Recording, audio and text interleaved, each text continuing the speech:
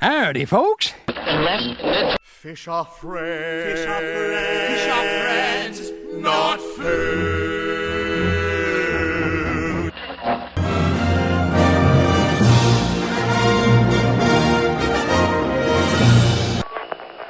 You could fly with flamingos to that old French town. Just keep swimming, just keep swimming. Life isn't all that grim. There was blood on the sand. Well, I can see my old buddy Mike Feedback, the technician up there in the control booth, has given me the signal to take 5. Now don't go away, because we have some very special entertainment to follow. WDW Radio, your information station. Hello and welcome to the WDW Radio Show, your Walt Disney World information station. I'm your host, Lou Mongello, and this is show number 92 for the week of November 9th, 2008. There is big news coming out of Walt Disney World this week as Disney has reacted to the tough economy by giving guests a pair of vacation deals which could give more families the chance to visit Walt Disney World and the Disney Cruise Line. In my first segment, we're going to explore Finding Nemo the musical as Glenn Whalen and I look at its history, story, music, and what it took to bring this Broadway-quality production to a Disney park. I'll then open up the inbox and answer more of your emails with the help of Becky Mankin. Topics include romantic spots in Walt Disney World, including where to pop the question and vow renewal ceremonies, the best steakhouse on property, questions about how to get chosen to help open up the Magic Kingdom, spending New Year's Eve in Walt Disney World, and much more. Before I end the show, I'll announce the winner of last week's Country Bear Jamboree contest, give you this week's new contest question, and give you some updates before playing your voicemails. So sit back, relax, and enjoy this week's episode of the WDW Radio Show.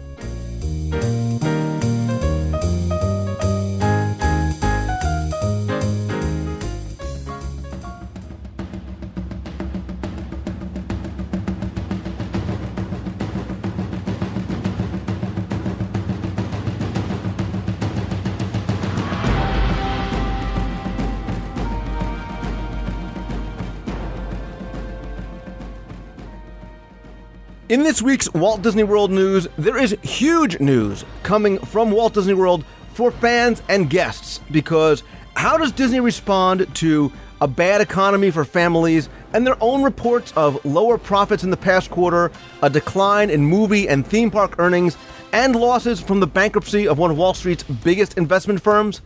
They offer 2 discounts to guests, the likes of which we haven't seen in years. And to help define and discuss the details of these offers is, for the first time in the news section, Becky Mankin of Mouse Fan Travel. Yeah, thank you very much for having me. This is a spectacular offer that just hit the street, and as you said, it's huge. We haven't seen discounts like this or an offer like this since the economy problems that were happening in travel in 2001. This offer is a book 4 nights and get 3 free. And it's a package, so you do have to have tickets included, but if you book 4 nights in your tickets, then you get 3 nights and tickets free. The offer does require a minimum 5-night stay, and it's valid for most travel nights from January 4th to April 4th, 2009. And then it has a little bit of a blackout break for Easter, but it picks back up on April 19th and expires in, are you ready for this, June 27th. So it covers almost 6 months of the year, which is just unprecedented. And in addition, there's a very special magical bonus offer as well, that if you travel between January 4th and March 29th, you actually get a $200 Disney gift card to boot.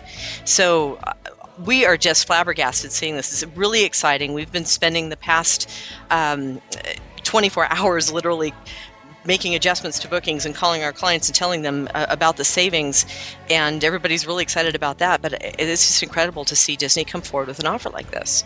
Yeah, I mean, I don't even know where to start because, the $200 gift card in and of itself is just, it kind of blew me away, but it was the sort of icing on the cake to the 4 nights, get 3 free. Now, I know there's a lot of detail and there's obviously certain restrictions, but is it only certain resorts, or is it only values, or only deluxe, or is it sort of anything across the board? It is a mixture of everything. We've seen them for values, for deluxes, for moderates, and for vacation club villas resorts as well. And I do have to say that they do have blackout dates, and some blackout dates are different for the different types of resort categories. For example, at last check, and of course these details are always fluid and changes based on availability, but blackouts for a moderate I had was January 13th to the 18th. A deluxe was okay during January, but from May 26th to June 1st, those are blacked out. So it's going to be one of those that is a fluid offer. It's going to change with availability, but it has a lot of flexibility to it. And that's the thing I think is just amazing. And I've got to just say, I applaud Disney so much for doing this. You know, they report earnings that are down. They understand the economy is really, we're having a tough time, and it's tough for people to have that extra money to go away. So to offer something like this, where you can really get so much more value for your dollar for your vacation, and it's and that's why I kind of asked if it was across the board, if it was only sort of, you've got to stay concierge at Grand Floridian, or can you stay at Pop Century? I think it's exceptional, and I think it's going to give people who otherwise would not have had a chance to take a vacation the chance to do it next year. Yeah, and if you have the ability to move your dates a little bit, while it might be sold out on 1 week, because this offer is so broad in dates, if you can be a little flexible with your dates, there's going to be no problem finding, if you book early enough, finding what you're looking for. And packages must be booked by December 20th, so we have a good amount of time here for a booking date as well. I also wanted to mention, too, that it sounds like, and I haven't run into this yet, but I think that this was one of the pieces of the offer. If you're in a market, because one of the difficulties, of course, with the economy is what's happening in the airline industry, and that is one of the pieces that many of us are having a little bit of difficult times with all the high airfares. But there's a component to the offer that if you're in an AirTran market, there's some special promotional airfares available from AirTran as well, not direct from AirTran, but you do have to go through Disney or through your Disney vacation planner to take advantage of that. But there's just another layer of the savings that are available to you if you're in a position to take advantage of it. And Becky, before I let you go, and as you always say, but wait, there's more. Disney hasn't just come out with this offer for Walt Disney World. They've done something else too, and it almost sounded too good to be true, but correct me if I'm wrong, this extends to the Disney Cruise Line, that if you sail on a 4 or a 7-night cruise this winter, you can go on a 3-night cruise to the Bahamas, a Disney cruise to the Bahamas, for $99? Yeah, it's just incredible. The offers that these guys are putting forward is incredible. What we're talking about here is called the Paradise Twice offer. And if you book a 4 or 7-night cruise that sails January 31st to March 8th or March 21st to 28th, 2009, then you will receive, during the sailing, you'll receive a voucher with instructions on how you can book in the fall for a 3-night cruise for $99 a person. Of course, that doesn't include the government taxes, but it's going to be just around that $99 area. You can start booking that cruise beginning April 6th through May 30th. It's a pretty intricate offer, as you can tell. But it is, again, another incredible value if you can take advantage of it. One of the questions that we do get about this one is, if I take my husband and my 3 kids on the first cruise, can I take my sister on the second? And the answer is yes. At least one person from the original party must travel on the second cruise, but that's pretty much all there is to it. That is awesome. That's awesome. I think it's incredible what they're doing. I really do. Again, how can you turn down, I mean, for all intents and purposes, almost a free cruise afterwards? I mean, $99 plus the extra fees and whatnot. But compared to what it would be, and now you have something to look forward to the fall after. And hey, fall. And if I may do just a quick little selfish plug here, if you do book the 4 or 7 night cruise for the sailing dates that are in that realm of the January to March time period, you not only get that $99 cruise, but we're also giving away a free Disney World trivia calendar for 2009 as well for bookings that are made in that window. So, gee, the best of both worlds. You get a Lou trivia calendar and 2 cruises. Well, you see, now that doesn't just seal the deal for everybody. And I think that was Disney's motivation really doing it was, listen, we know that the cruise plus the calendar will get, Exactly. But yeah, 4 days, 3 nights free. You get, pay for 4, get 3 nights free, a second cruise for $99. Again, Disney really steps up to the plate this year in giving people opportunities to vacation and vacation more than once. So, excellent. But again, there's a lot to this offer, and if somebody's thinking about it, you do have until December 20th. You can go to Disney.com. You can call Disney directly.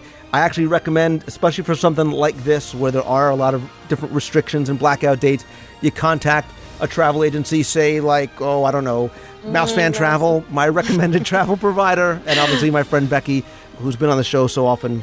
Her and her team will definitely be able to help you sort of wade through everything and get the most out of this. So I appreciate you coming on and talking about this and just making sure we had all the details out there about it. Anytime, Lou. That's all the news I have this week. But again, I think this is big news. I think this is great news for us as guests who are looking to visit Walt Disney World in the next year. If you want to discuss this or any news, I invite you to come by the forums. I'll link to them in this week's show notes over at WDWRadio.com. Of course, if you have any news or rumors that you want to share, email me anytime at lou@WDWRadio.com. Or if you want to call into the voicemail, comment on this news, you can call now toll-free 888-703-2171.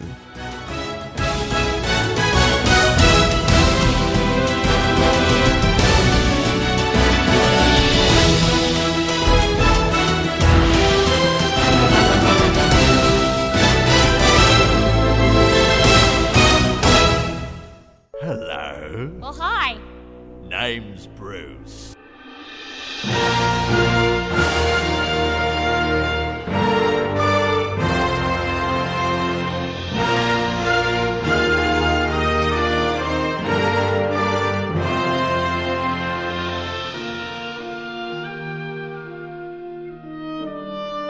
Wow! Look at the spectacular view! Did your man deliver or did he deliver? Marlin, you're gonna wake the kids. Back in May of 2005, we started to hear rumors that the popular Tarzan Rocks show in Disney's Animal Kingdom, Dino Land, USA, was going to be closing for good and be replaced. But the big news really wasn't about that show closing, but what it was going to be replaced by. A show based on the very, very popular Disney Pixar film Finding Nemo was going to take its place, and so the debates began. And on January 17th, 2006, Tarzan made his last loincloth appearance, and Tarzan Rocks had its final performance. But as I said, it was at that initial announcement that the speculation and concern and, sometimes even online outrage began.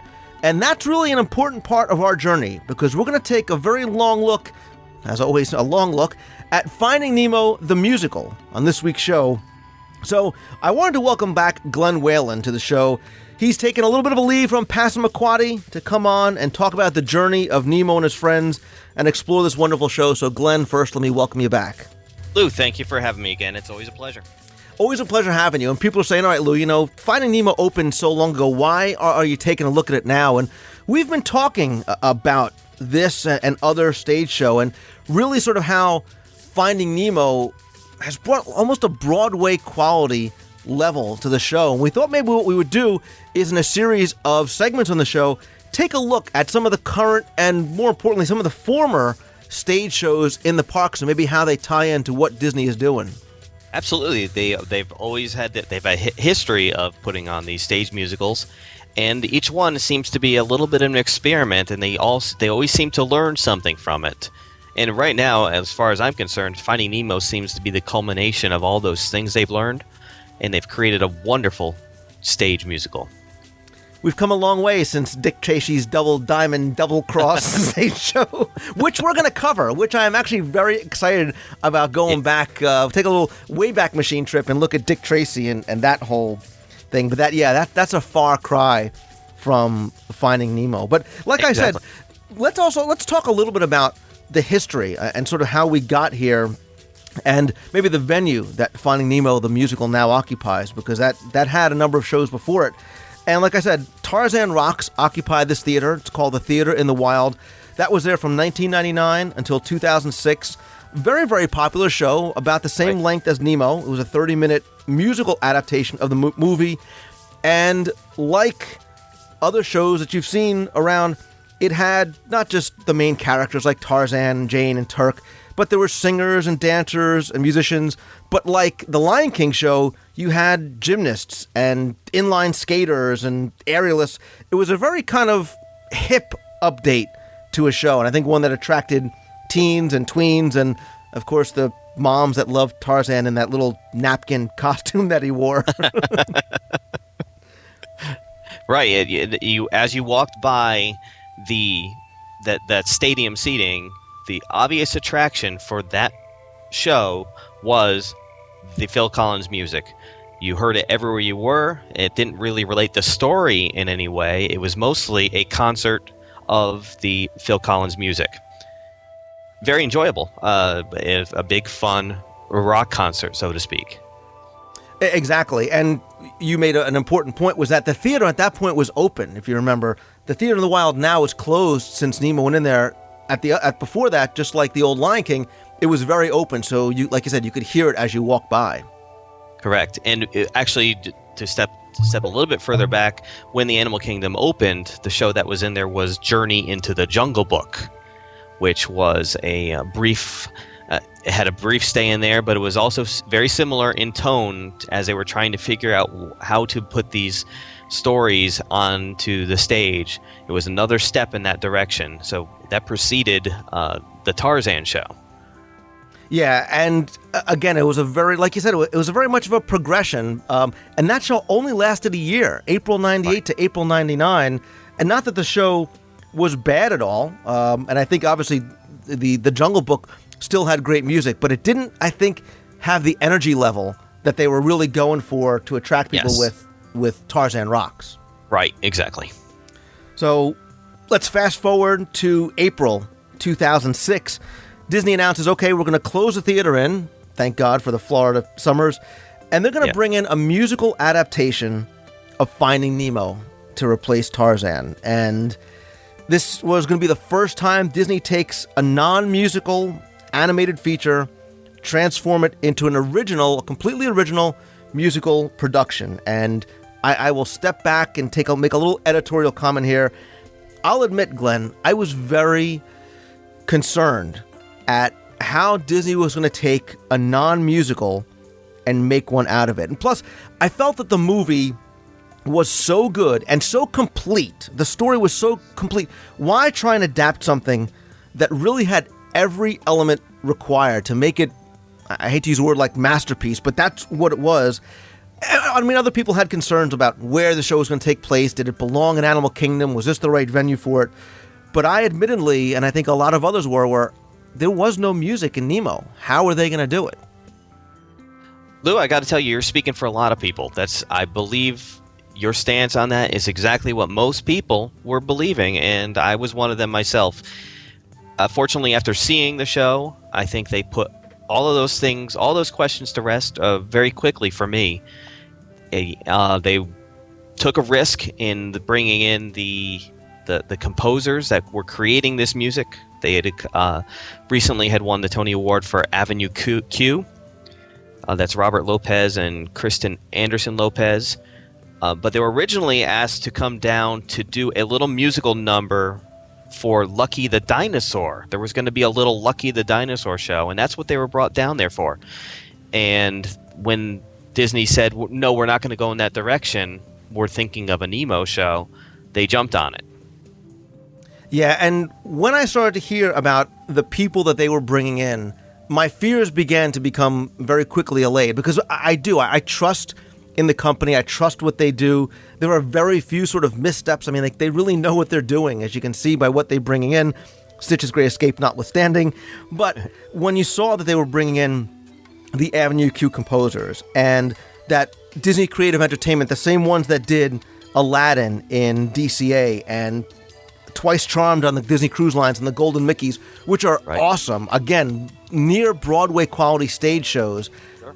You got a much more of a comfort level. And then when you hear the Lopez and his wife talk about it, they say that, they wanted to make it appeal to kids of 4, 5, and 6 years old, but they were taking this very seriously as if it was a Broadway show, and it wasn't going to just cater to young kids, like maybe like a Pocahontas and Her Forest Friends kind of show. Right. Yeah, and they've totally done that. And fast forwarding through the whole piece, they have now created this music. Now when I turn on the movie, I have forgotten that the movie wasn't the musical. Exactly. It is so the music fits in so well and seems so much a part of what that show is and why it works. It explores all the elements perfectly that are in that movie that you actually forget that the movie was not a musical. That's exactly how I feel when I watch the movie now, because my son is still obsessed with Finding Nemo. It feels like it belongs there, and you can almost hear it during some of the scenes, and we'll talk about how, because the story follows, it parallels the movie so closely. But that was really one of the challenges too. How do you take this hour and a half, 2-hour movie and condense it into a 30-minute show and still kind of keep that story flowing? And they did it. They focused on the fact that the world is dangerous, and the world is beautiful. And I mean, the story, it works. And like I said, it follows it almost scene by scene. Scene by scene, and there are areas where it is obviously compressed because we have to compress it for time, but it follows the story arc, most importantly, beautifully, and in some areas it is able to explore that story arc in a much more touching, a much more heartfelt way, which even shocked me more. There's a couple moments in it that Dory gets a couple moments that she did not get in the movie, that are, you can, as you focus on it, you can feel a tear running down your face. Okay, so maybe I have had a tear run down my face, and we'll talk about that, because I think it's a very, very emotional show. And again, give credit where it's due. The director of the show, Peter Brocious, like I said, he was a Tony Award-winning director. I mean, they bring in people who are the best at what they do. Oh yeah, and the costume, the puppet designs were done by Michael Curry, who did the puppets for The Lion King on Broadway. So obviously we get a lot of that same feel, but they look gorgeous, they look unique, the puppets they use, and most importantly for me, they don't ignore the puppeteer. Mm-hmm. It's almost as if there's 2 performers for each role. So there's the puppeteer is actually the soul of the puppet, and the puppet is actually just the physical existence of the puppet. So Marlin is seen as a little puppet, but the soul is obviously that performer. And there are moments when the performer is steps away from the puppet, because that's what's important right now, is hearing the soul speak. Right. And if you looked at pictures, and I did beforehand, you might say, well, this is going to be distracting. Who am I supposed to look at? Do I look at the puppet character, or do I look at the actor? But it's not. And the actors' faces, and they are actors, they really complement the puppets themselves. And they act and they emote, and you can see it on their faces, and you can see it it reflects, I know it sounds odd, on the puppets that they control. The puppets are very simple, but they can emote, and you realize when you're supposed to focus on the actors, when it's appropriate to focus on the puppets and other times. Yes. Yeah, there's actually some, especially in the Dory character, Dory actually has face-to-face conversations with her own puppet, which I always laugh at when she turns it, and she's making faces at her own existence in a way. That's why I sort of separate them as they become as the soul versus the existence, the physical existence. True. And the thing I like too about the puppets and the show and the whole performance. I mean, first of all, the stage is huge. I mean, bigger than what you'll find on a normal Broadway stage, and it's flanked on both sides by the bubbles, but they make use of the entire stage and full 3 dimensions. And one thing I love about this show, again, it reminds me, if you've seen the Aladdin show in DCA or a Cirque du Soleil show, is that characters come out into the audience, and you feel so much more deeply immersed in the show than you would as if you're just watching a stage show. Absolutely, it's beyond the three dimensions. They come right out into the stage. There's large sections of it when we first get introduced to the big blue world, and they're releasing bubbles, and there's fish running around, and just things flying through the air right over the audience. You really are immersed in it. And you just have to love, like, the huge Nigel, the seagull, the pelican that comes out of the side. Right. I mean, it's so unexpected, and it's so wonderful. So, yes, exactly. It is. Yeah, that is a huge puppet.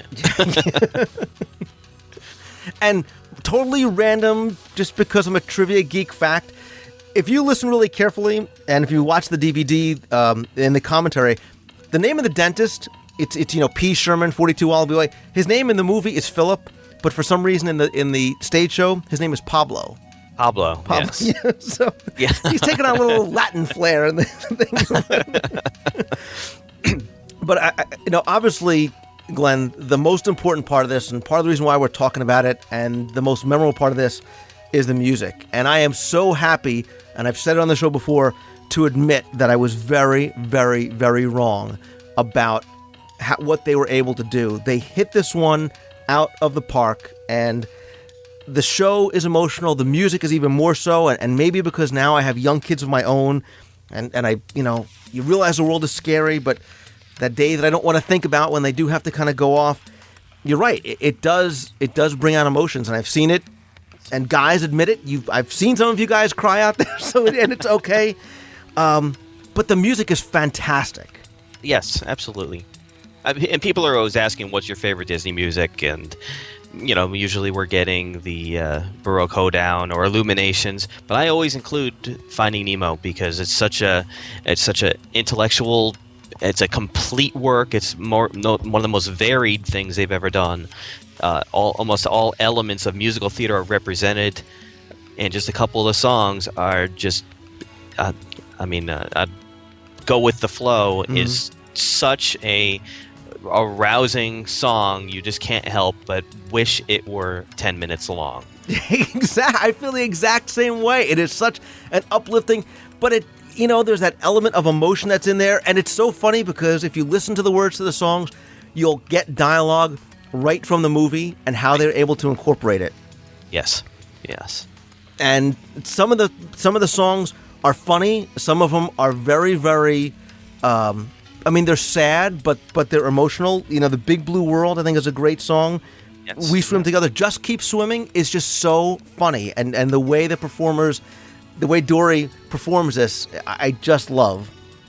I agree. I think I have a little crush on Dory. So I might talk about her a little too much.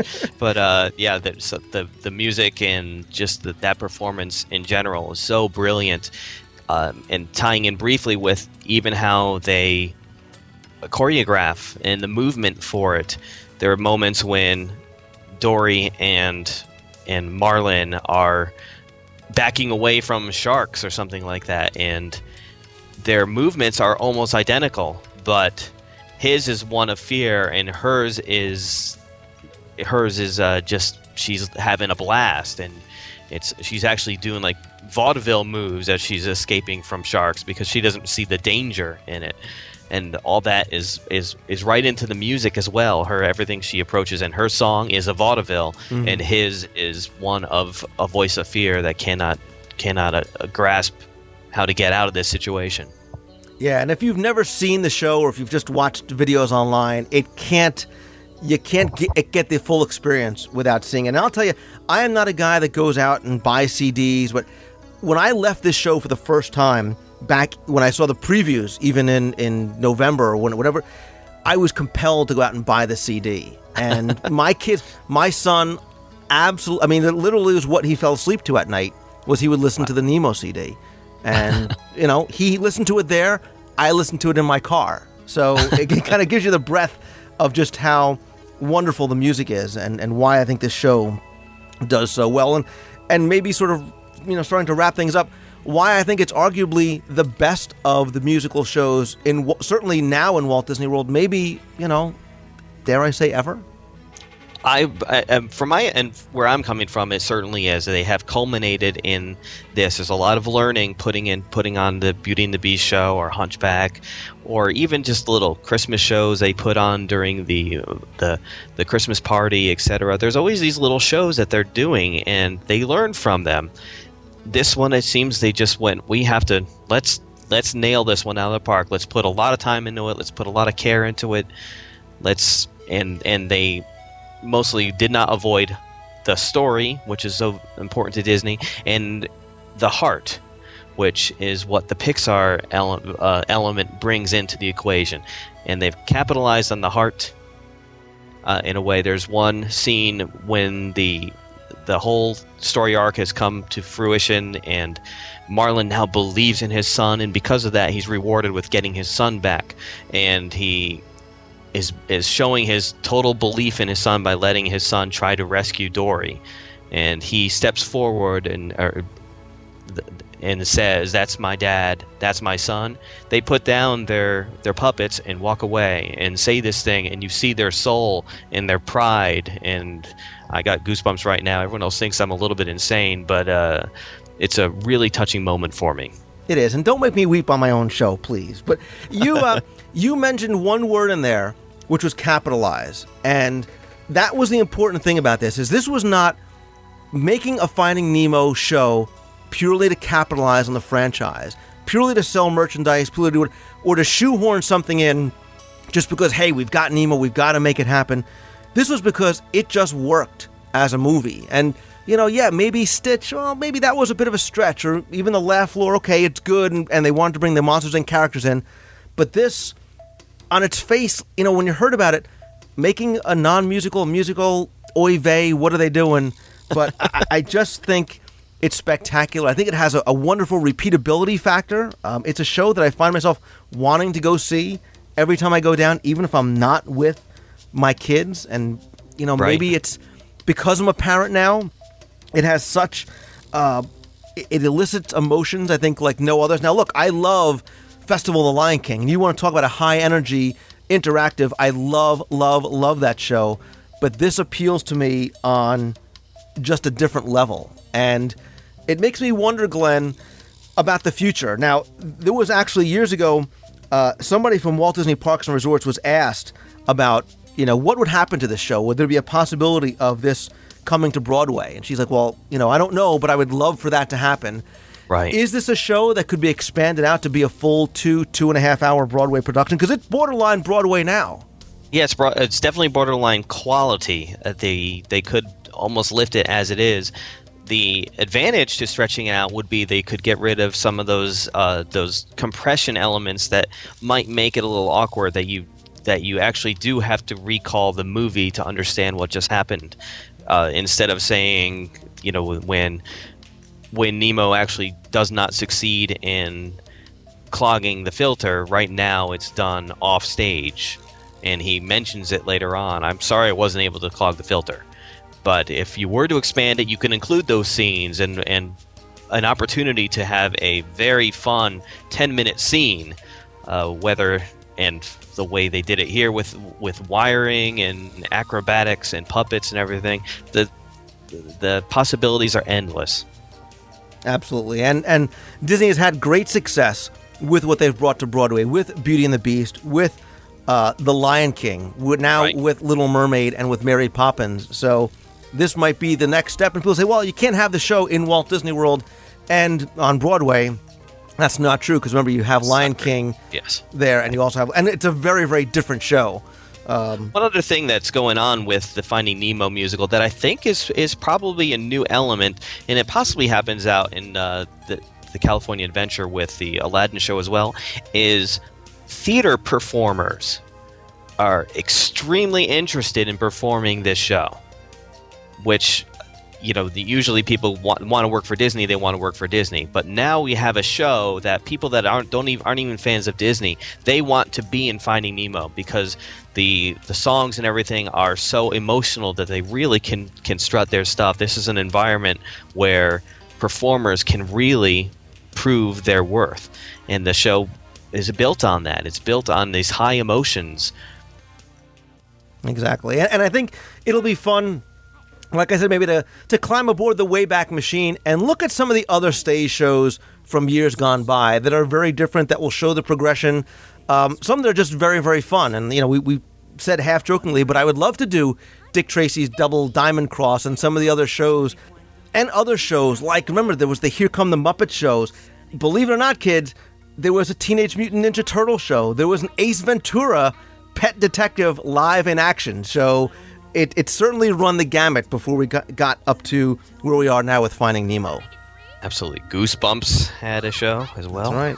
That's right. So, yeah, I think we could have a lot of fun with this. And Glenn Whalen, on leave from Passamaquoddy, I appreciate you taking the time to leave your quaint little fishing village and come and join me on the show once again. It was certainly a pleasure, and I look forward to talking to you again. Wait, there's something I forgot to do. Love you, Dad. I love you too, son. Now go have an adventure! In the big blue world, we're gonna go explore. In the big blue world, things we've never seen before.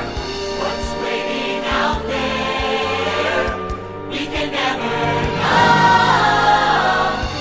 In the big blue world, we're ready to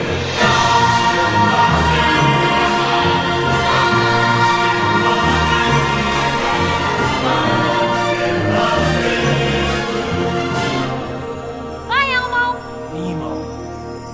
Bye, Dory. Bye, Dad. Bye, son.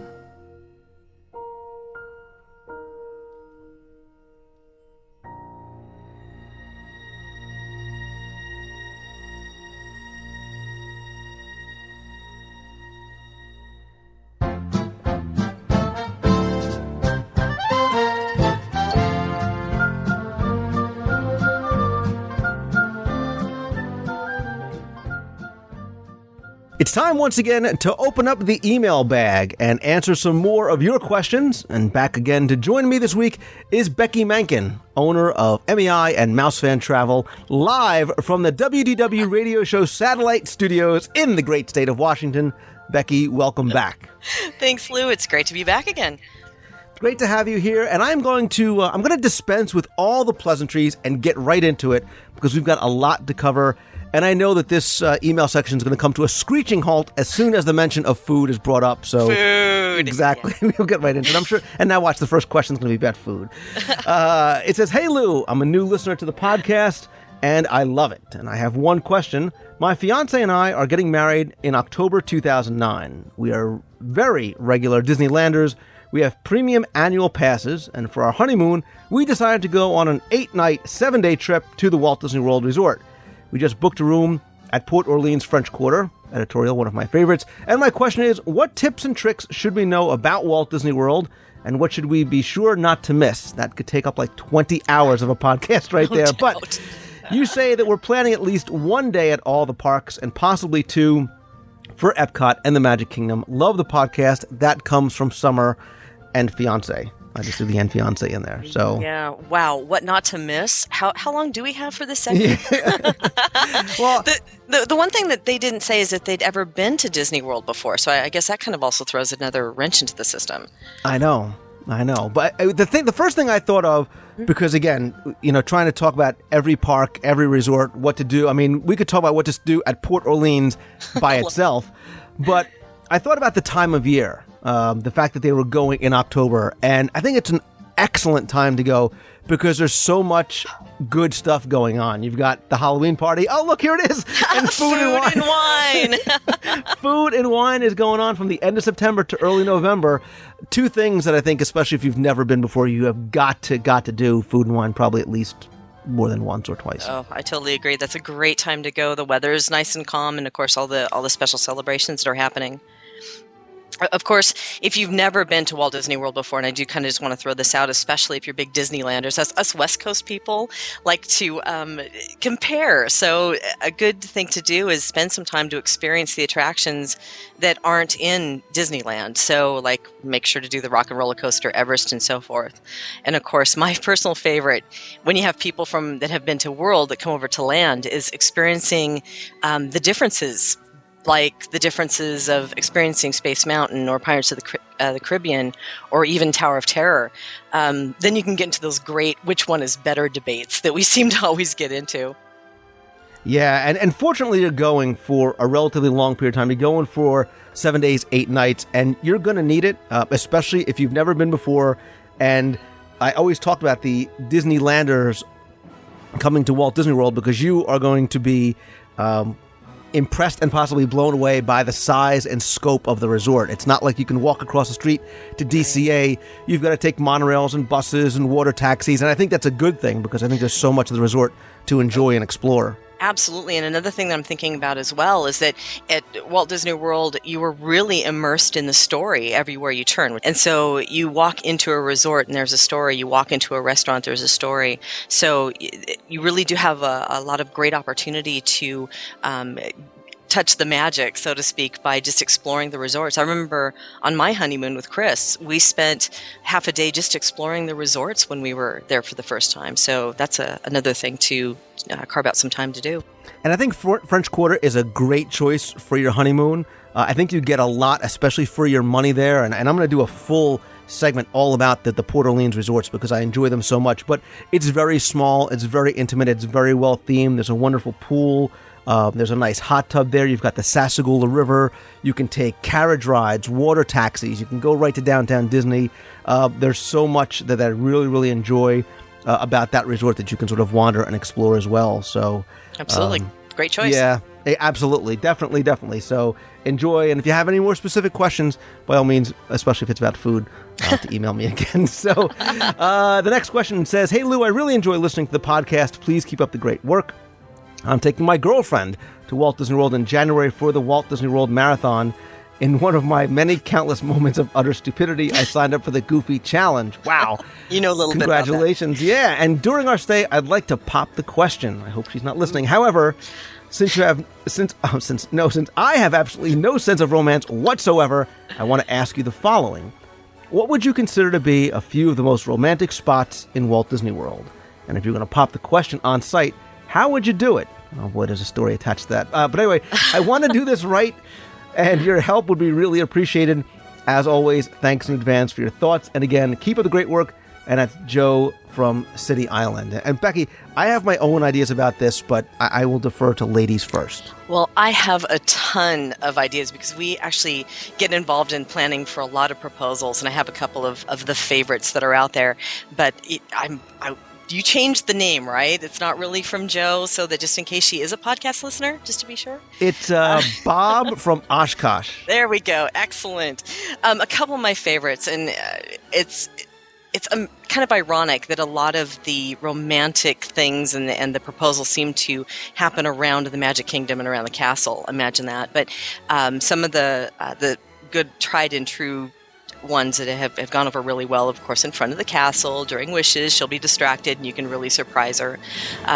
Another great location is the Rose Garden during Wishes. It's a little bit more private, but you still have the magical feeling, the romance of the castle lit up at night. A couple that are outside of the park but in the same general areas on the beach at the Polynesian Resort. That's one of my favorite locations for a nice private quiet location. Right. Or even in the lobby at the Grand Floridian on the staircase. I actually have seen one of those go on, and it really is kind of spectacular. If you have a little bit of a budget to work with, a couple of other great ideas that I have seen and have heard before and we've arranged before are...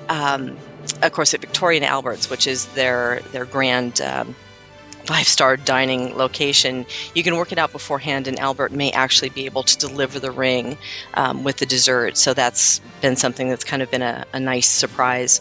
Or another one is to hire one of the private cruises like Breathless or the Grand One during the fireworks and do something special in that way. But those types of things will also kind of give away the of what's coming if you're doing something on a more of a grand scale as well. So a lot of it depends on if you're trying to surprise her, catch her off guard, or do something really ultra romantic.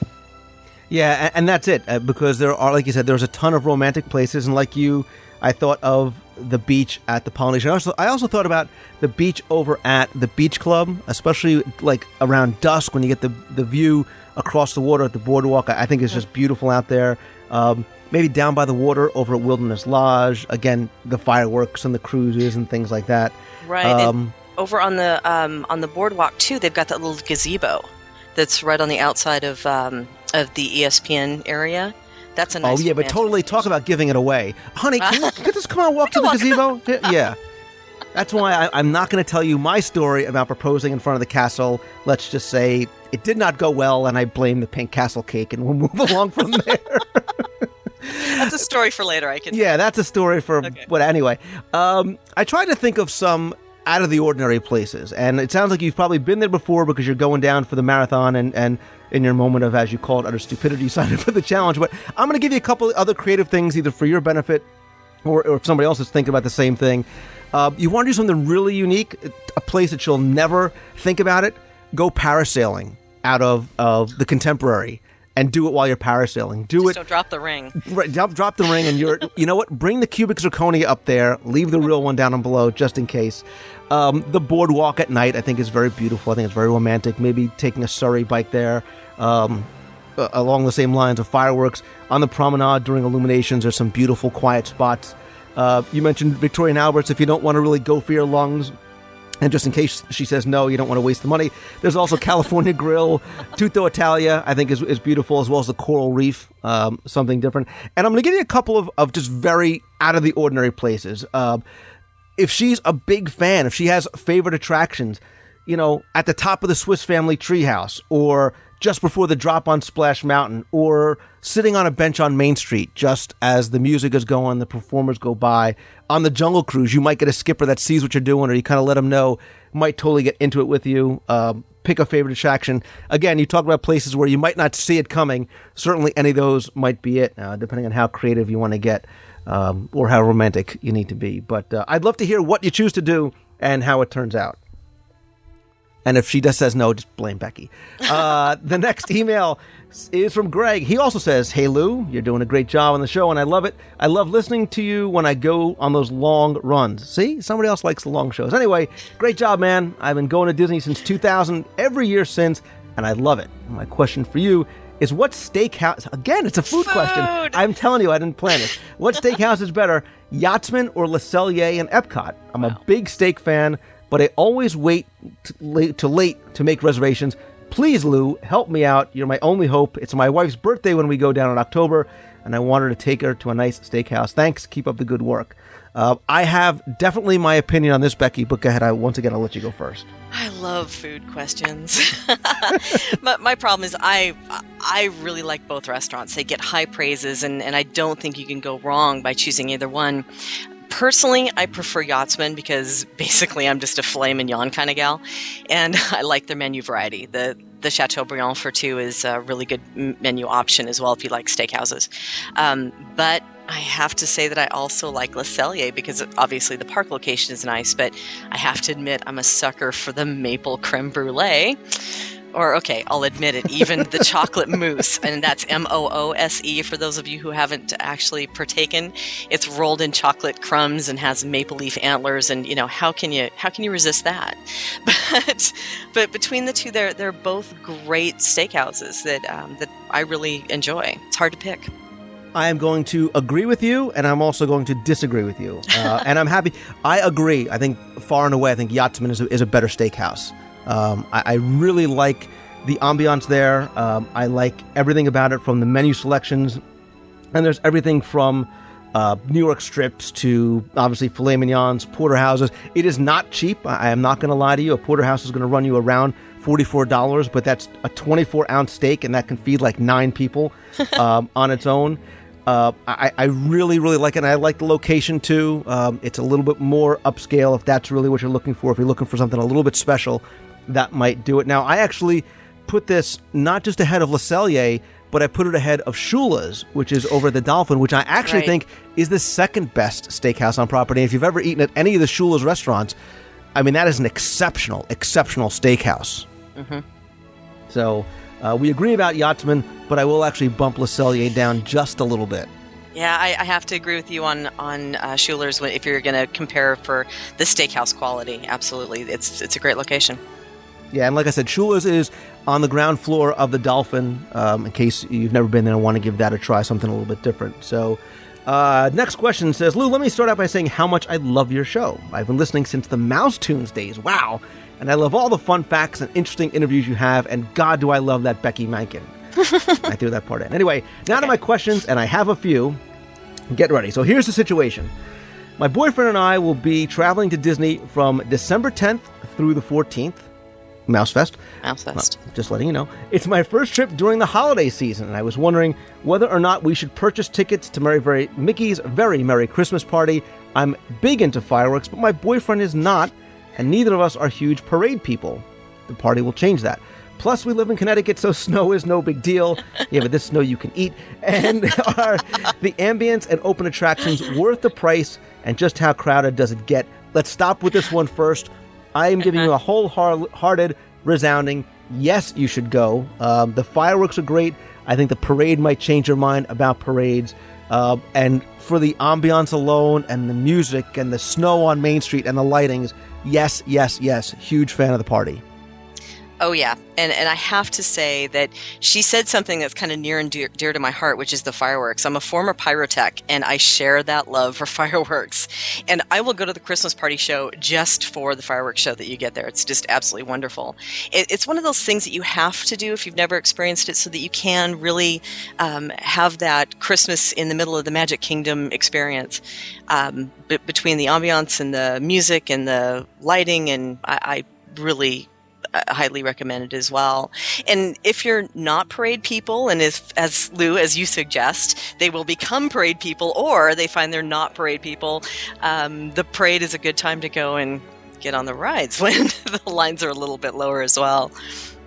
Yeah, absolutely. And don't go to the party as a way to try and get on the rides quicker. You're going during a relatively slow period of time, so your wait times during the day are not going to be long.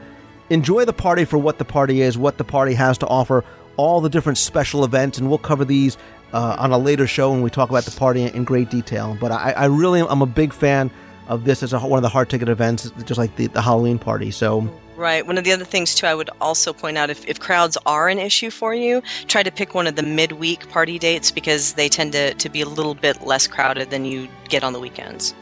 Yeah, and we'll address some of her timing issues as well, too, with the third part of her question. But she says also our dates happen to coincide with Mousefest. I think it was fate, but that's another story. I've been dying to go for the last 2 years. I'm so excited to be able to make it this year. My problem is that while I'm a huge Disney fan that listens to all the podcasts and goes to all the sites, my boyfriend does not.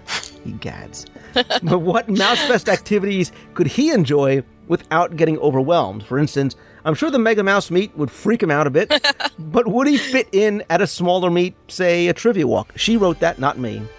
Again, we'll stop here and answer this one. I think he should definitely come to Mousefest. And Becky, this is the beauty of the Mousefest week on land, is that there's something for everyone. You can come and go as you please. If you start to attend an event and it's not for you or you want to leave, you can, and it won't offend the host probably too much. But what you should do is go to mousefest.org, look at the schedule with him. Go day by day, see if there are things on there that not just interest you, but that might interest him. Say, I don't know, a casual gathering of fans to watch Illuminations on Saturday night, or maybe a simple trivia contest, both with fabulous prizes. Tell him about it, Johnny Gilbert. Those are just examples. Yeah, I agree with that as well. The thing that I do love about Mousefest is that it's not a structured schedule. And like you said, you can start attending something. It's a very fluid schedule, so you can attend one meet and then move to another. And it has a lot of diverse opportunities. So I think that you're going to find something that both of you are going to enjoy.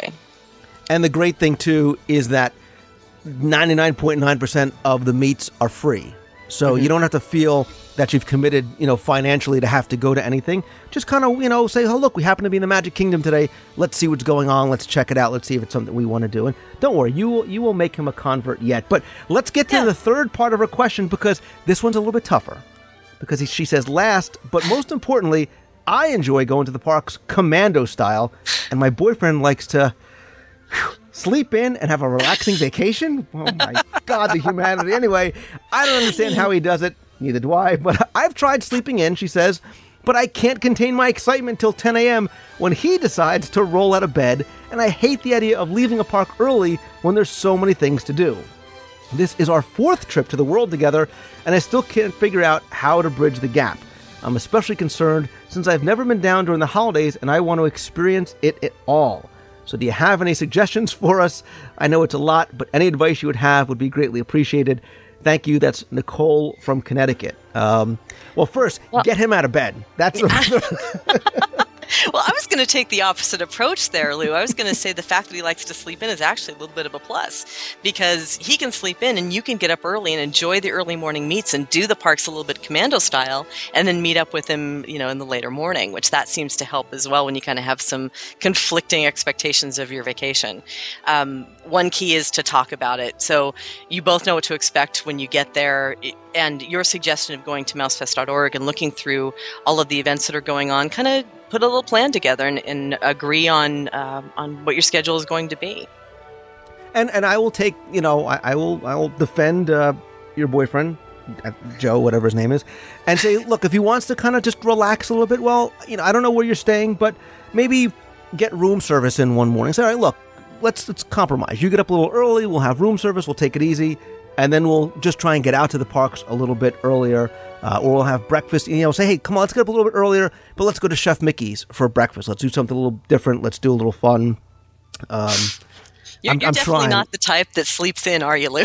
Listen, I never sleep at home, and I agree with Nicole, because, when you're down in Disney, you are so excited. If I happen to decide to take my kids on one of these trips and they want to, sleep in a little, I'm like, what are you kidding me?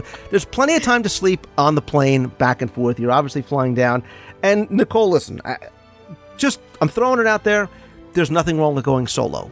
That's all I'm going to say. And MouseFest is a great time actually to do that, because you do have a bunch of other friends that are there and attending meets. So if he wants to sleep in and relax, you go hit the morning breakfast meet with some of the people from the boards of the podcast that you listen to. Absolutely. Trust me, you are surrounded by plenty of friends while you're there. So don't, be fearful about saying, I'm going off on my own or going solo. And like you said, you can meet up later on. So I'm looking forward to hopefully meeting you down there. But our next question says, Lou, first off, me and my traveling companions have recently come across your radio show, and we try to listen to it every week all together. We think you're how nice. You think you're so informative, and it's a way to keep up to date on Walt Disney World news up here in New York. I have a question first, and this is a little bit of a stupid question. There's no such thing as stupid questions, but I think it's something I need to know for my trip. I'm not taking the Magical Express to the property. We're taking a car because we want to hit a grocery store, so we're renting a car. I have the directions, but one question I haven't gotten an answer to is, are there any tolls on the way to Walt Disney World? And do I have to pay to get onto property? Thanks again for all your information. Mickey from New Rochelle. Mickey, these are, and I love your name, these are excellent, excellent questions. Absolutely. And it sounds like, though, the main reason to have a car is to get to the grocery store. And if that really is the case and you're not looking forward to having a car on property itself, I would first suggest that you look at going to one of the town cars instead and not renting a car, because most of the major town car companies offer free 30-minute grocery stops and no tolls to worry about, and a little more convenient. So if the main reason really is to have just to do the grocery stop, you might want to go that route. You're so smart. See, that's why I have you. Well, see, I have to admit, on the flip side, I'm an SR 417 junkie. For any people who know exactly what I'm talking about, I have a note on my packing list, pack quarters. Yeah. So depending on what exit you're departing from off there, it's either $2 or $3 in tolls each way. So, there have been times where I haven't had exact change on that exit that you're supposed to have exact change, and boy, that was hilarious trying to find a nickel. somewhere in a rental so it car. looks like you're throwing something in. Yeah, for people who are driving though, and just so we do answer the question, there are basically two sort of general ways to get from the airport, and that's by taking either the north exit or the south exit. Now, the north exit is going to take you to 528 and to I-4. I believe, and I haven't taken it in a long time, that there are two 75-cent tolls on 528. I, like you, Becky, I am a south exit 417 guy. There are two manned toll booths, and it's $1 on the Greenway. And I believe there's also the 150-cent toll at the exit. I think that's by Osceola Parkway. I love taking this route. I think it's faster. It is never, ever crowded. It's a very direct, very quick drive. And there are plenty of exits along the way if you want to stop at a grocery store or a super Target or whatever it might be. So I'm with you. I'm a 417 guy. Yeah, so much more convenient. But if you do rent a car and you're just trying to do the one way, obviously Alamo's the on property to return. But seriously, if it's all about the grocery store stop, look at the town cars. I'm going to throw in a little tip that I found out, that if you do rent a car from Alamo and you need to drop off your car on property, there is the Alamo Rent-A-Car by the Car Care Center by the Magic Kingdom. Of course, once you drop off your car, you say, well, how do I get back to my resort? But did you know, it's like a trivia question, did you know that you can actually drop off your Alamo Rent-A-Car right at the Swan? Yes, Lou, I did. Well, I did not, but I figured that you had to go in, and there's the whole process you have to go through. I pulled up to valet parking. I told the guy I was an Alamo Rent-A-Car. He wrote me out a little receipt, and I was done. And I mean, in 2 seconds. It's very convenient. It really is convenient. So just make sure when you rent the car, I think you have to indicate that as where you're going to be dropping it off, just so you don't get hit with any sort of a crazy charge. So, but anyway, totally off the subject. Next question says, "Hey Lou," and she actually did write this. "I was thinking that this might be a good email for you to answer when you have Becky from Mousefan Travel with you, since she's probably plans like things quite a bit." Did you have your husband or something write this email? No, but it's nice to have to. Thank you. I like this person already. Keep going. She says, "Lou, we're in the early planning stages of our next Walt Disney World vacation, which will take place either October 2009 or January 2010. I know I'm already depressed about how far away this is. While we're there, I'd very much like for my husband and I to renew our wedding vows. We had originally considered getting married at Walt Disney World and ended up honeymooning there after a local wedding here in Washington, D.C. Can you help me figure out the best way to start planning this vow renewal? We're looking for a non-religious officiant to preside over our vow renewals in front of just a few family members, and then I'd love for us to be able to have a special celebration dinner on property. I was considering the beach at the Polynesian as a possible ceremony site, although I'd love to hear other ideas as well. Where would you recommend we go there?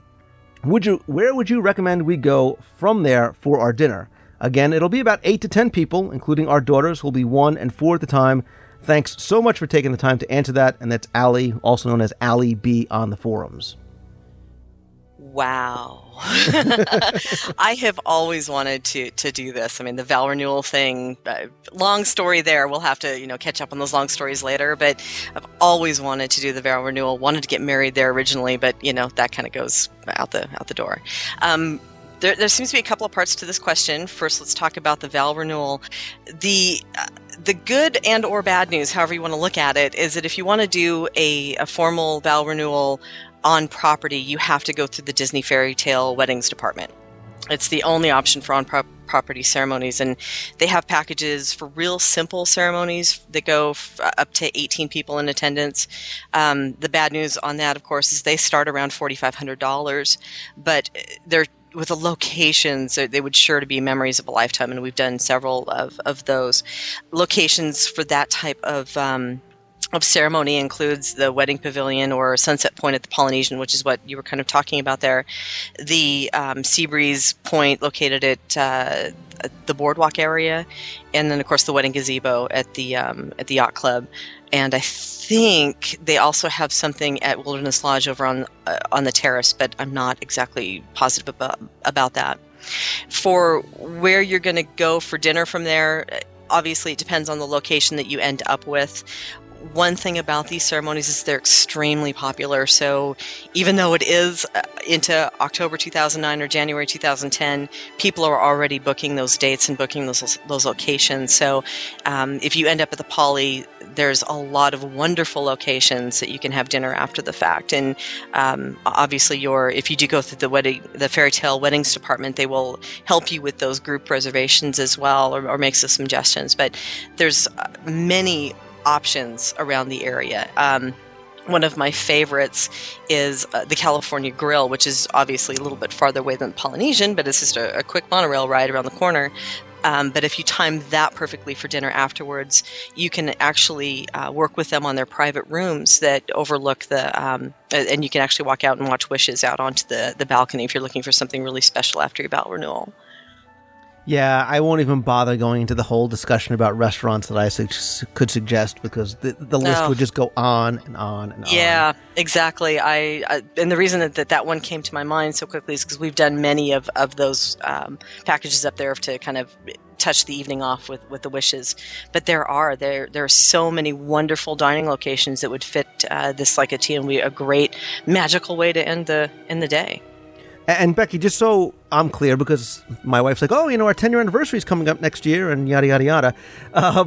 As part of the vow renewal package, you said you have to go through Disney. That includes, more than just accommodations and tickets, right? It includes, a coordinator that works with you, and the officiant, and flowers, and cake, and things like that. I mean, there's a lot to the package that they can do, and that's automatically included, right? Well, there are different collections and different packages that you can book with them. So obviously all of them have a menu of things that can be included. Like, for example, the ceremony that the simple ceremony that I was talking about, that price point includes your location. It includes the officiant. It also usually includes like an organist or a violinist for the ceremony, that type of thing. There's also just a whole menu of choices of options that you can add to it. Some of them are part of it. Some of it are additional expenses. So kind of the sky's the limit when it comes to these packages. So how much do you want to spend, Lou? So moving on, what I'll do is I'll put a link in the show notes to the Disney wedding site, where obviously you can go to just Disney.com and you'll find the link for Disney weddings there.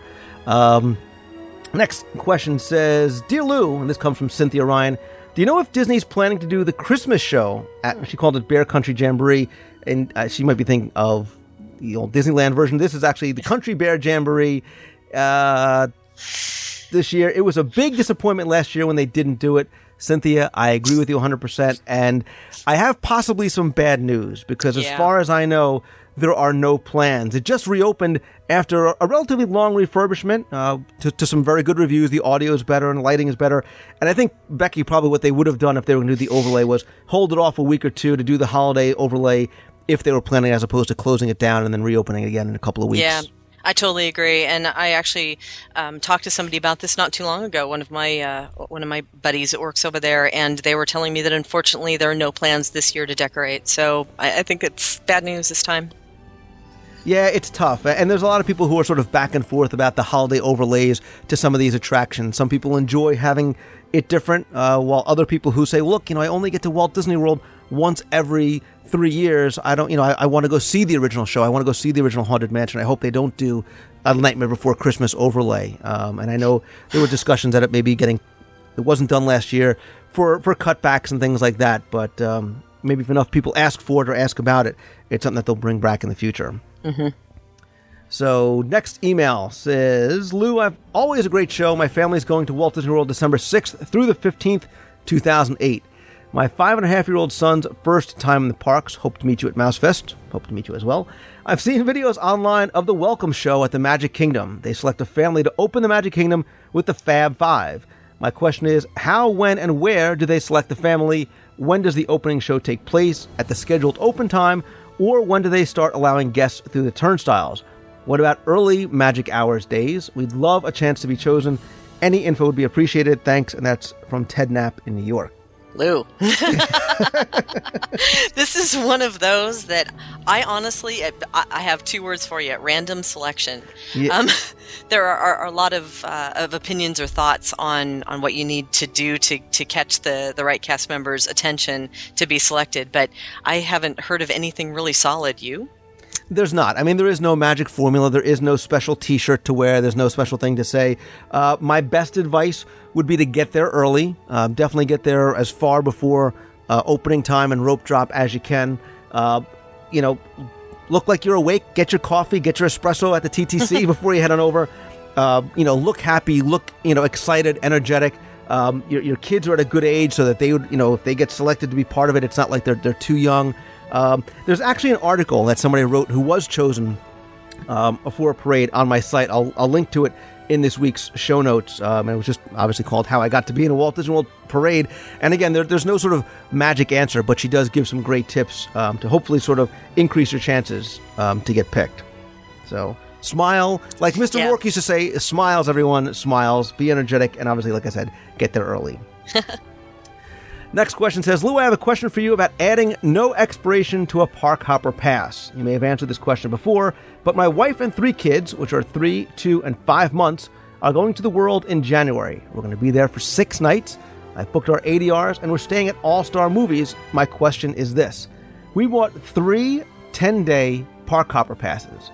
We went with the 10-day due to the fact that it's only slightly more than a 6-day, and we thought that we would add on the no expiration for the days that we don't use during our stay.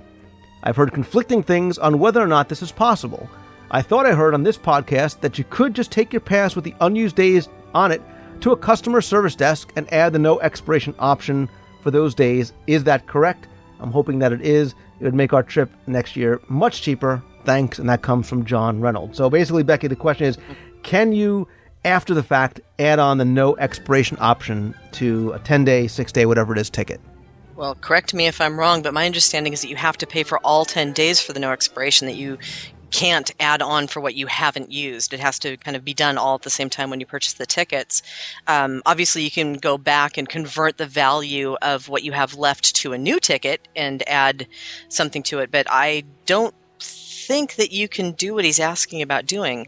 But one question I have here, though, is also, did you purchase it, the tickets in a package or outside of the package? Because if it's in a package, you can also convert or modify the ticket type before you travel. But that may not be the case here. Your experience? My understanding is yours, is that you can't on the 9th day say, hey, let's add the no expiration option to this for a couple of dollars and get the extra 2 days to use whenever. But I believe that you can, there is a value associated with that ticket, and it obviously varies depending on the ticket and how you purchased it and everything else like that.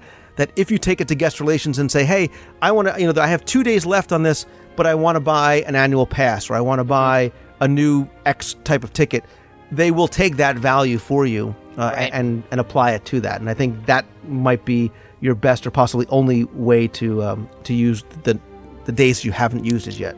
Yeah, that's my understanding as well. I think that when people go and look at the differences of the ticket options and when you can add things and when you can try to make it cheaper, I think if you think you've found a way to beat Disney, they probably have thought of it first and made up a rule around it. So they're really going to try to get the value, the revenue from the value of the ticket. So I think that we're probably correct, unfortunately. Absolutely. And if you go and we're incorrect, by all means, please let us know, and I'll share the information with the listeners and Becky. Next email says, hey, Lou, I just discovered your show this past month, and I can't even begin to describe my joy. I can't stop raving about your show to anyone within earshot. Signed, Lou's mom. No, I've even had my family members make their own list of Walt Disney World's top 10 sounds and smells. How cool. I just made plans to ring in the new year at Walt Disney World with my boyfriend. I'm a veteran Disney traveler, but I've never visited during the holiday season. Shocking, right? That's what she said, not me. I have 2 questions for my trip, and I was hoping you could help me. First, how concerned should I be about the crowd sizes in the parks? Should I try and avoid the parks altogether on New Year's Eve and New Year's Day? I read somewhere that the park can easily reach capacity on those days. Let's take these one by one. I will tell you that you better love people, because it's going to get pretty cozy on the 31st and the 1st. January 2nd, it's going to be awesome. The 31st and the 1st, be prepared. Uh-huh. I totally agree. It's the holidays are the top crowd busting times that you're going to find. And if you're not happy with crowds or you don't like standing in line, a holiday is not a good time to be at a theme park. But I kind of look at it a different way. If you're going to a theme park on a holiday, it's there for the ambiance, it's there for the excitement of the holiday and so forth. But he's right about a couple of things in the note here, that it's very possible that the parks might reach capacity. And if you show up at the park and it's reached capacity, you're not getting in. And if you are counting on park hopping that day, that might be limited as well. So I think you kind of have to go in with the appropriate level of expectation if you're going to visit the parks on a holiday. But it can be a wonderful experience. Yeah, and I've done it. And I actually spent Millennium New Year in Epcot. And I will share my experience and my advice or tips for you. First would be get there early in the morning. And be prepared to spend the entire day there. I would absolutely not try and park hop on New Year's Eve. The parks are definitely going to reach capacity. You are not guaranteed to say, hey, I'm leaving Epcot, I want to go to the Magic Kingdom, I'm a resort guest. You are not guaranteed admission into another park. So once you're out, you may potentially be out. And then, there's plenty of other things to do. But if you want to spend it in the parks, definitely get there early, be prepared to stay. To that end, I would say get there early, and the first thing you should do is not go run for a fast pass for Soarin'. I would go and rent a locker. And in that locker, I would put in either some rain ponchos, get them at the dollar store, bring rain ponchos with you. And B, I would also bring warm clothes, because it does have a tendency to get cool, sometimes a little nippy at night. So you can store your stuff in there. Remember, you're going to be there all day. If you have anybody that has sort of medical needs, they have to have medicine stuff with them, you can put that in there as well. And again, just, we're getting a little bit close to it now. If you haven't made ADRs, I would definitely try and do that, if you can even get that. Be prepared for the fact that fast passes are going to go very, very quickly. So if you want to go get the locker, said the other kids to go get the fast passes for Soarin', that might be it. Divide and conquer. Yeah, absolutely. And look, be prepared for the crowds. And when I say be prepared, I mean be mentally prepared for it to be lines for everything. And the fact that you might have to wait 2 hours if you want to get onto Soarin'. But you are going to spend the whole day there, so just take it leisurely. It's going to be a long day, a long night. Again, I spent Millennium New Year's there. In World Showcase, it was one of the most memorable experiences I've ever had in Walt Disney World. That being said, it took us 3.5 hours to walk from the American Adventure Pavilion to the monorail station. Wow. Yeah. So, again, it's cozy. It's definitely cozy. So you have to like your fellow man. Yeah, a lot. So she goes on to say that I'm trying to find the perfect restaurant to have New Year's Eve dinner. I'd love to be in festive, upbeat setting with a more unique menu. Something's coming to mind right off the bat. Something upscale would be preferable. Something's definitely coming to mind right off the bat. But since we're graduate students and our budget sadly cannot accommodate something like Victoria and Albert's, thank you so much for all you do. And that's from Ashley. It's from Ashley W. Becky, obviously this goes to what I just said. A lot of these things may very well be booked already. But let's talk about, I assume you're maybe on the same thought that I am about some of the New Year's Eve dinner packages. Well, it's food. Well, there are a lot of packages and a lot of options out there. A lot of them already will be booked up. It's just unfortunately a fact at this point, because we are pretty late in the game for New Year's Eve. However, just for restaurants sitting outside of the packages, and we can touch on that in a second, but some of the upbeat, festive, non-packaged pieces are things like Chico and California Grill. I do like for an unusual, unique menu, which is kind of cool. But what did you have in mind? Because you said that something popped right into your head. Well, when she was talking about a festive, upbeat setting with more unique items, Chico was the first thing that came to mind. Because you want to talk about a unique menu. Even Boma, and Boma does have a buffet with some different holiday items. Again, not that expensive. It's like $31, $32, I think. Mm-hmm. And there are a bunch of different packages. Like I said, there's buffets with holiday items. Boma is one. I believe the Yacht Club also has something at the Yacht Club Galley as well. There's also a holiday menu at places like Citrico's, which run about $62. Again, we won't even mention Victoria and Albert's, which is in the $130, $180 range. the Grand Floridian, I believe Olivia's, Fulton's, and the Turf Club also have holiday offerings and an a la carte menu. And if you happen to win the lottery between here today and New Year's Eve, and you can get in, there are 2 seatings over at Narcoossee's, which run about $100 to $150 for the first, and then the second. California Grill special knock your socks off event. Yeah. $450 bucks each. So if you guys want to plunk down $900, throw in tip, about $1,000 for dinner. You can join. I'd be happy to join you. I'm assuming somebody else is paying, of course, over at the California Grill. That's got to be something spectacular, though. It does. From what I understand, it really is quite a sight to see. So that's why I threw it out there thinking, I know it's probably out of that budget for the graduate students, but something to keep on the have to do someday before I die radar. You know what would be great is if we actually recorded from the Grand Floridian, from the California Grill on New Year's Eve, you and I. You pick it up this year. I promise next year it's totally on me. We're doing it for the benefit of the listeners. We're doing it. It's like community service. Well, I'll tell you what. Let's talk about that offline and see what we can do. Pecos Bill for lunch on me, California Grill on you for dinner. So, all right. Yeah, I'll get the night of the 1st, and you get the night of the 31st. Thanks. I think you go for that. Oh God! All right, let's move on to what hopefully is a non-food related question. Anyway, I was gonna say, but it's food. This comes from John. He says, "Dear Lou, I'd love to thank you for all that you do for us Disney nuts. I love your show, books, and CDs, which I recently got in preparation for my family's trip to Disney World in the next week. However, I had a question about Mickey's Very Merry Christmas Party. The first day we're going to be in the parks is one of the days that the party occurs on. I was just wondering, do they clear out the parks at 7 p.m. and then let people re-enter who have tickets for it? Or can you some way stay in the park without paying $50 for the special event? Thank you, and I look forward to hearing from you." This is sort of a 2-part question. Do they clear the park out at 7 o'clock and then people re-enter who have tickets? If you have a ticket to the party, you can actually get into the park at 4 o'clock. You can stay there, you can get your wristband at a number of locations, and you don't have to actually leave and come back in. Now, as far as staying in the park without paying for the special event, I do not suggest trying to hide in the bushes or the bathrooms and then come out. They do actually clear the park. They gently sort of, ask you to please leave because there is a special hard ticketed event.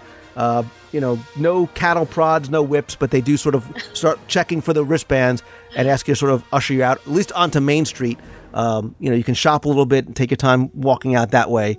There's not sort of an end-all be-all time that you have to be out, but they do sort of start getting you out around 7 o'clock. And the last question says, "Hey Lou, we're going to Walt Disney World and on the Disney cruise next month. I've seen that if you book online, you can get 50% off the deposit on a Disney cruise. Do you know that if you rebook while on board the Disney Cruise Line, do you get the opportunity to only have to pay 50% deposit and still get the 10% off and room credit as well? If so, I'll just wait to rebook on board. Also, one date we're looking to rebook would be a 5-night Disney Wonder Cruise for 2010. Do you think those will go fast?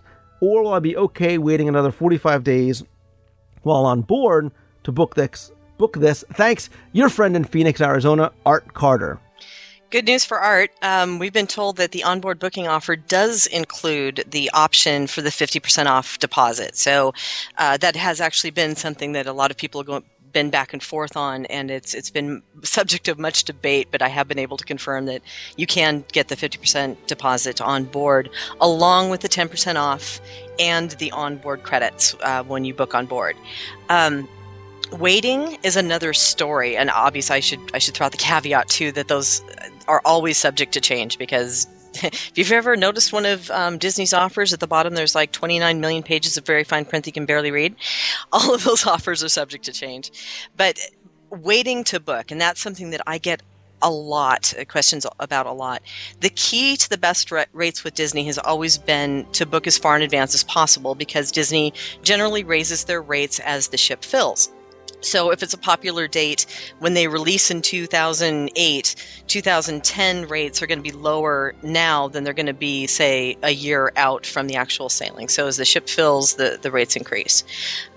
So sometimes if you're looking at, well, I'm going to sail in 6 months, I'll wait to book on board. I would probably say not to do that. I would book now so that you can lock in the early booking savings now, and then when you get on board, you can compare to what you already have and play it that way. So, because sometimes if you book early enough in advance, your rate might actually be lower than if you had a 10% off in the onboard credits. If you're going next week or next month, the savings will probably be much better if you book on board. So it's a little bit of a mathematics game. With the release of 2010, we did see them start out much higher on the fare climbing ladder than we've seen in previous years, and we haven't really had enough time behind us yet to see how fast they're increasing. I do know that the 2010, the five-nighters have been popular. They're not booked capacity at this point, but because, of course, they're taking the ship over to Europe again, they're taking the Magic over to Europe, the 5 nights, there's going to be one ship basically to book over here, so you're going to want to book that as soon as you know that you're going to want to go. And of course, just to throw out this little piece too, because this is a little bit of confusion about onboard bookings. If you do work with a vacation planner, you can still book on board for the benefits and still be able to use the vacation planner again. Just be sure that when you're talking to the onboard consultant that you want to use the same travel agent that's on record. And they're supposed to send the travel agents a fax confirming your booking. But when you return, be sure to tell your travel agent you booked on board as well so that they can follow up just in case. Excellent. Very good. Wow, I learned a lot on that. I really learned a lot from that email. But unfortunately, Why, thank you, Luke. I've got so many more emails to get to, and there's just not enough time on the show. We'll avoid the time jokes about how long my shows are. But Becky from MEI and Mouse Fan Travel, thank you so much for coming back on, helping out with these. Again, for more information, to get a free no-obligation quote, to find out more about your Disneyland, Disney Cruise Line, or Walt Disney World, or Adventures by Disney vacation, you can go and visit Becky and her team of wonderful agents over at mousefantravel.com. Thank you, Lou. It's great to be here, and thank you for having me back. Thank you.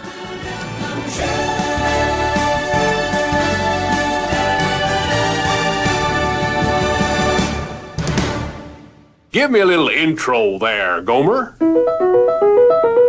Well, it's about time.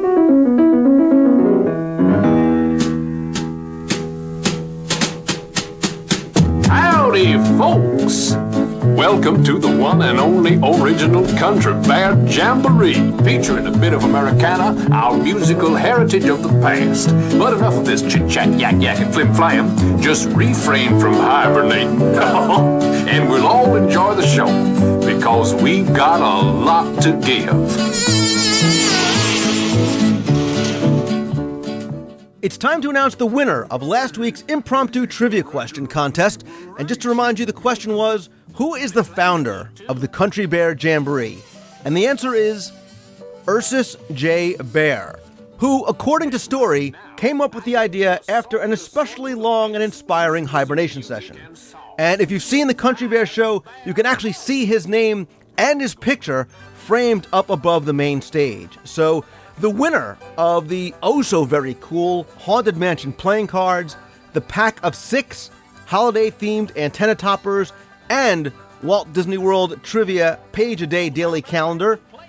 And you know what? Just for the heck of it, I'll also throw in a WDW radio show shirt just to say thanks for playing is Christy Green. So, Christy, congratulations. Please send me your address, and I'll get those right out to you. Thank you to everybody that played. It seemed like a lot of you had fun with this. I did as well. So you know what? What the heck? Let's do it one more time. Let's do it again this week. This time you'll be playing for a 2009 Walt Disney World Trivia Page-A-Day calendar, an audio guide to Main Street USA, and why not another WDW radio show t-shirt. So let's see. We just passed Halloween. Thanksgiving is right around the corner, and Christmas prep seems to be in full gear everywhere you go. So let's go with something. Let's go with a question about the holidays. So, okay, here you go. Tell me the holidays celebrated or featured in Walt Disney's Carousel of Progress. Tell me each of the holidays that are celebrated or featured or seen in Walt Disney's Carousel of Progress. And I'll give you until Saturday, November 16th, that's next Saturday, at 11:59 p.m. Eastern. You can once again email your answers to me at lou@wdwradio.com. Have fun and good luck. Stomp your feet and try to keep right with them. One sure thing the bear band's got is real old country rhythm.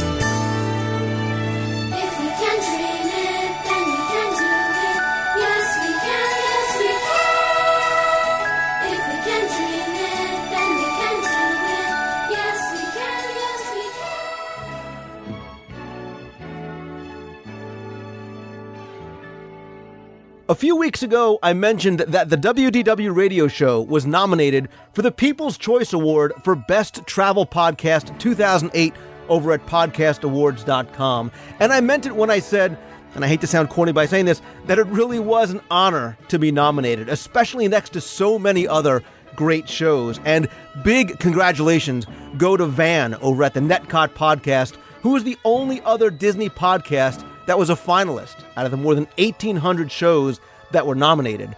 But the results have just come in, and they were announced live over at the Podcast Awards website, and I'm proud and honestly humbled to say that the show was the winner in the Best Travel category for 2008, and I mean it when I say that I share this with all of you, because without your listening and support and going out to vote every day for the past couple of weeks, obviously, this would not have happened. And I really do hope that this small recognition, thanks to you, is going to help make more people aware of the online Disney community and the so many other wonderful shows that are out there. And I think this really is a testament to the size and the strength of our community of Disney fans and just how supportive you all are. And again, I sincerely appreciate you listening and voting. And thanks to all of you, my friends, for listening each and every week and for voting for the show, because certainly this would not have happened without you.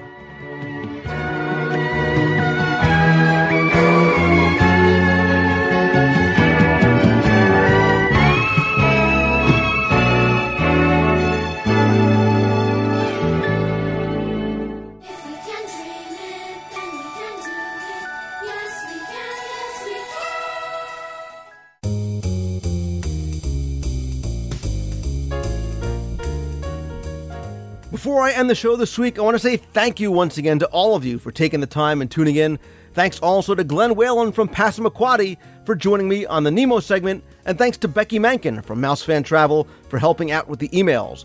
Don't forget that if you have any questions about the new offers from Disney, you can contact Becky directly or any of her agents over at Mouse Fan Travel. You can visit our homepage at WDW Radio for a link, or just go and visit mousefantravel.com. Of course, I also want to say thanks to everybody that wrote in an email or called in with a voicemail. And if you have a question you want read on the air, email me at lou@wdwradio.com. And if you want to be heard on the air, you can call the new toll-free voicemail line at 1-888-703-2171. I'd love for you to call in with feedback, comments, suggestions, or just call from the parks to rub it in that you're on the TTA and I'm not. Last couple of quick updates. Be sure to visit DisneyWorldTrivia.com. There you can still get my signed Walt Disney World trivia books, the audio guide CDs, the new page-a-day trivia calendar, which, like I said, is selling out quickly. So if you want one for the holidays, get them now before they're gone. I'm happy to say that everybody's been telling me they've been getting their first issue of Celebrations magazine this past week. If you haven't gotten it yet, I apologize for the delay. It's been in the hands of the Postal Service, but it should be there any day now. And if you don't get it, by all means, please email me. I'll make sure that you do. If you haven't subscribed, you can over at celebrationspress.com. And if you still want to go back, get the first issue, you can also purchase that one from the site as well. And don't forget that much like this show, we want you to be a part of Celebrations magazine. So we're looking for you to submit your photos for inclusion in the magazines. And if you have a question, a comment, something you'd like to see covered, send a letter to the editor, that's Tim and me. You can send those to lou@wdwradio.com. I also mentioned last week that if you want a copy of the Magic Meets 2008 recap DVD, You can go get that over at videoears.com. Jamie Kersey, who shot the video, did an awesome job. He's also running a special. You get 20% off the list price, so it's just $19.99 plus shipping and handling. Of course, these and other links and specials from some of our partners like All-Star Vacation Homes and Owner's Locker are always on the website in the show notes over at WDWradio.com. And finally, to talk about the show with other listeners, please visit the forums over at DisneyWorldTrivia.com. We are approaching 30,000 members as part of a very fun, very friendly, very welcoming community over there. I invite you to come by and join. As always, if you like the show, please help spread the word. Tell others about it. Review us on iTunes. Come over and say hi on Facebook. Follow my updates over on Twitter. You'll find all those links in the show notes as well. And of course, my friends, thanks again for taking some time to join me this week on the show. I really do appreciate it. I hope you all have a great week. So until next time, I'll see ya. Hey, Lou.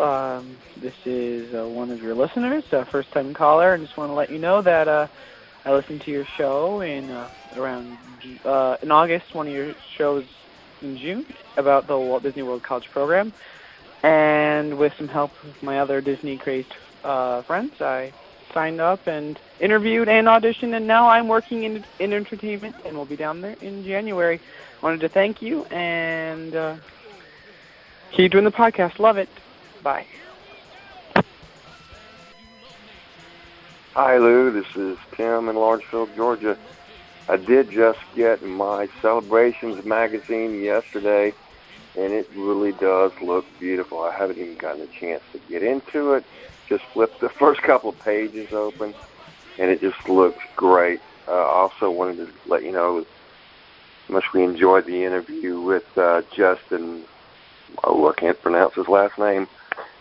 On Show 91, and man, we're just getting more and more addicted to the show. If you quit making it, I don't know what we'd do. So keep up the great work, and talk to you soon. Bye. Hi, Lou. This is Ariel from New Jersey. I just got done listening to your podcast with Tim about the top 10, and I do have to say that I am part of that 0.1% that got to go in the cast entrance of the Haunted Mansion. And, I didn't really get to see all that stuff, but it was really interesting what you were telling us, and it was really cool. So keep up the good work, and don't worry, I'm making in viewers for you, or listeners. All right, bye. Hey, Lou, this is James from Indiana, and a couple weeks ago, I think I sent you an email. We suffered a flood at our house because of hurricane and severe rains in the Midwest here. And we lost 2 boxes of souvenirs from my son's first trip to Disney World, which was in January of 2007. So we just got back Saturday recently from our last trip to Disney World this year, and we relived his entire first trip over again as his trip number 2. So I just want to tell you about a Dream Team experience we experienced, which was amazing. When we checked in at our hotel at the Pop Century, one of the cast members asked what we were doing here and celebrating anything special, and we told her the story of the flood and the boxes of souvenirs we lost and the memories that we had left and how we wanted to relive everything over again. And his autograph book was a big deal because we saved a lot of autographs from him. He got older, he can keep adding to them. So about 2 hours later, we got back to our room and checked in. Our luggage showed up, and the door, someone knocked on the door again, and there was a gentleman, one of the managers of the Pop Century on the Segway, and he had 3 packages to deliver to us. And one of them was a brand new autograph book for my son and a bunch of colored markers and pens. And in addition to that was a plush Mickey Mouse. And also, because it's the Pop Century, they gave us a toy that symbolized each decade that was represented in the buildings there. So it was kind of cool. It was a total surprise, and we were very excited. But it didn't stop there. It was about Thursday. It was Wednesday night, actually. We had a couple messages on our phone. We got back after dinner with some family members who were in town, and it was from the front desk saying, "Come and check with us. We have a surprise for you." And I did, and they gave us instructions on Thursday morning. We were to be at the front gate of Epcot by 8:45 in the morning, and they gave us a sign with our name on it. So we went to Epcot. We actually got up at 6 in the morning and got there real early. We were there by 8:45. One of the managers of Epcot named Mario came and met us and said, "Okay, follow me." And we didn't know what we were doing, but we followed him anyway into the park. And they were already letting guests inside. We got as far as the rope, where it was right past Spaceship Earth before they released the rope. It was about 10 minutes till 9 o'clock. And he said, "Okay, come under the rope with me." And as we walked under the rope, they announced on a loudspeaker that our family was the family of the day in Epcot. And the next thing I knew, my wife and I were looking at each other, our jaws were dropped to the ground, and we had no idea what this means. But we noticed we were on the other side of the rope, and there was a test track vehicle in front of us, and over to the left, coming from one of the buildings, were all the 5 characters, Mickey, Minnie, Donald, Pluto, and Goofy. And they were running right towards us, all by ourselves. And my son, who is just about turned 3, was jumping up and down, grabbed Mickey by the leg, gave a big hug, high-fived everyone. They took lots of pictures. We were basically just spinning. Everyone was introducing themselves to us. And then this lady named Cecilia from the Dream Team came over, and she introduced herself and said she was assigned our family for half of the day. And whatever we wanted, it was on her, and she was going to take us around and make us special guests. So we got some Disney buttons that say we were honorary citizens. We got a certificate saying the family of the day for Epcot and the date on it, which was October 22nd, 2008. And we got some exclusive backstage looks at some of the rides. We got to ride Soarin', Test Track, Mission Space, Nemo, and even Turtle Talk with Crush with no wait. We went right to the front of all the lines. In Mission Space and Test Track, we got to go into the cast member areas where we see how the rides are operated. They gave us, let us take pictures, and also they gave us some refreshments. They bought us breakfast. They gave my son another plush Mickey Mouse doll. We got a few extra little souvenirs along the way, and all day long people were spotting us in Epcot saying, "Oh, you were the family of the day, how exciting," and they were clapping, and I swear people were taking pictures of us. But later that evening, we thought the day was over, but Cecilia informed us that we also had prime viewing location reserved for us for illuminations that evening with refreshments. So just before 9 o'clock, it was about 8:30ish, my son and I and my wife went back to the room. She was a little overwhelmed by everything, and she needed to take a nap, so my son and I stayed up. We went to our prime spot. They told me to invite anyone I wanted. I invited all my family that was in town, and we had a fantastic ending to an amazing day. So that's our story. We experienced a lot that week. That was one of the most magical moments for us, but it really made everything come back together, and we have all those souvenirs all over again, and no longer will I place them in cardboard boxes on the ground. So just wanted to pass that along, and enjoy the show, and I'll be listening to you in the future for our next trip next year. Thanks, bye. Well, folks, this concludes our show. So thanks for bearing with us to the bare end, and barrel around to see us again. What do you say, Sammy? I say, y'all come back, you hear? Well, I think we did just fine. You would. If you two don't straighten up, I'm going to pull the plug on both of you. Now say goodbye. So long, everybody.